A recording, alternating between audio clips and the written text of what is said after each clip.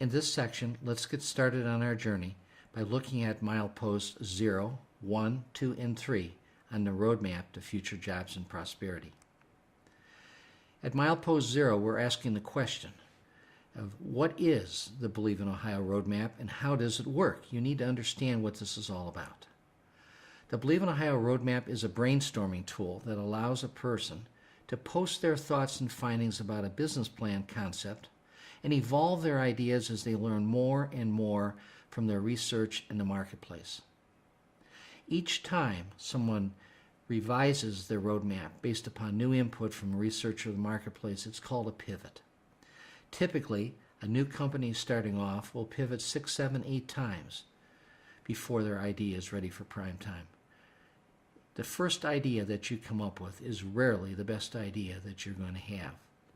The Believe in Ohio roadmap is loosely based on the Lean Canvas business model by Ash Mayura out of Austin, Texas, which itself was adapted from the business model Canvas by Alexander Osterwald and Yves Pignot.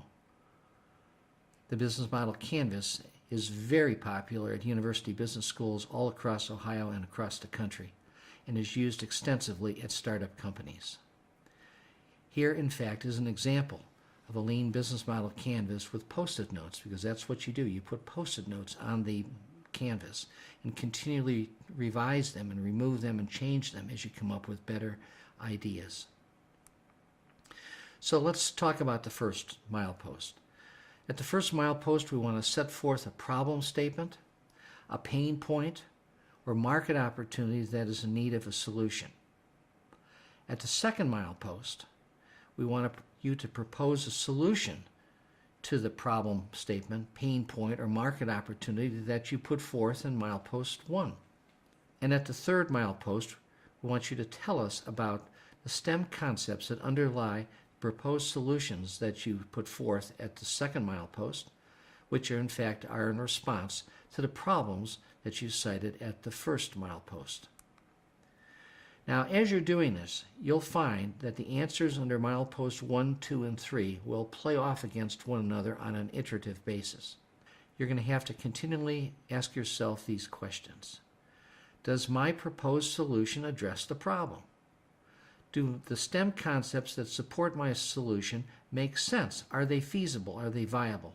If you find that the STEM concepts that support your solution are not viable, or if your proposed solution is in fact the wrong one for the problem, or that your problem is really different from what you really thought it was, then you will have to start over and assess the problem, solution, and technology again and again and again till you get it right.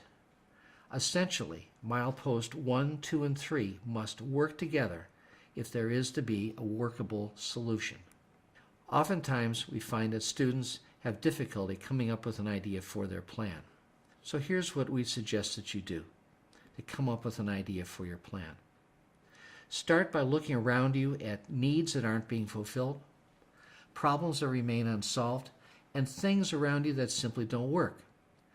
Look at it within your own personal life, your work life, or your family life. As you experience things, ask yourself the questions: can I solve a problem? Do I see an opportunity? The same thing holds with activities such as hobbies or sports that you participate in, or any other subjects of personal interest to you.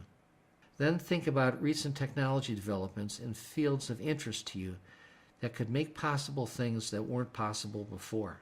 Put all this together and you should be able to come up with an idea for your STEM commercialization or STEM business plan.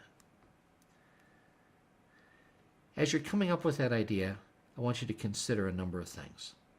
First of all, not every idea needs to change the world. Smaller and simpler ideas are important too, and usually much easier to implement in a prototype. In addition, not every idea needs to be a breakthrough or original idea.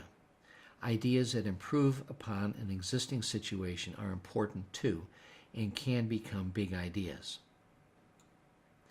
If you find out that someone somewhere else in the world is already doing something similar to what you're proposing, don't quit your idea.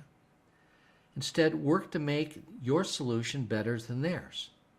And in fact, if somebody is doing something in another part of the world and you haven't heard about it, they haven't communicated their idea very well. So don't put aside your ideas because someone has something similar. Just make your idea better. This competition is about advances in STEM technology being the basis for new or enhanced products and services. While those advances may be large or small, they must be central to your concept idea, or else you don't have a STEM commercialization or STEM business plan. Now, oftentimes we're asked about what have other students done? So let me go over with you a number of concept ideas from similar competitions in prior years that students have done. The first concept idea I'd like to review with you is one called Safe Prothesis Device. This device provides audio and visual signals to an amputee when a residual limb is correctly locked into its socket. The device is applicable to traditional prostheses for upper and lower extremities, with the audio and video device attached to the existing artificial limb. As a result, the patient will be aware if the prosthesis is properly applied and safe to use. Here's another idea from a student. It's called Piezoelectric Shoe Design. Here's a shoe that will recharge your iPod or mobile device as you move throughout the day. The shoe contains quartz in its bottom. And the secret behind quartz is its piezoelectric properties, which means that when quartz is put under mechanical stress, such as the force of walking on the sole of a shoe, it produces electricity. This electricity can be used to recharge your cell phone, iPod, or other electronic device. Thus, this product will give one the freedom to use mobile devices without the limitation of being attached to an electrical outlet or charging station. Here's still another idea. It's called Using Soybeans to End World Hunger.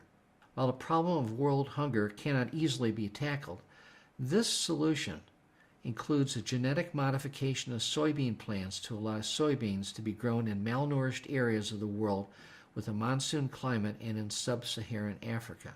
This proposal envisions the genetic modification of soybeans with the MATE1 gene, which is found in corn or maize. This will allow soybeans to be grown in both monsoon and sub-Saharan climates and soil types. Those are just a few examples of what students have done in the past on similar programs. What ideas can you come up with for your STEM commercialization or STEM business plan?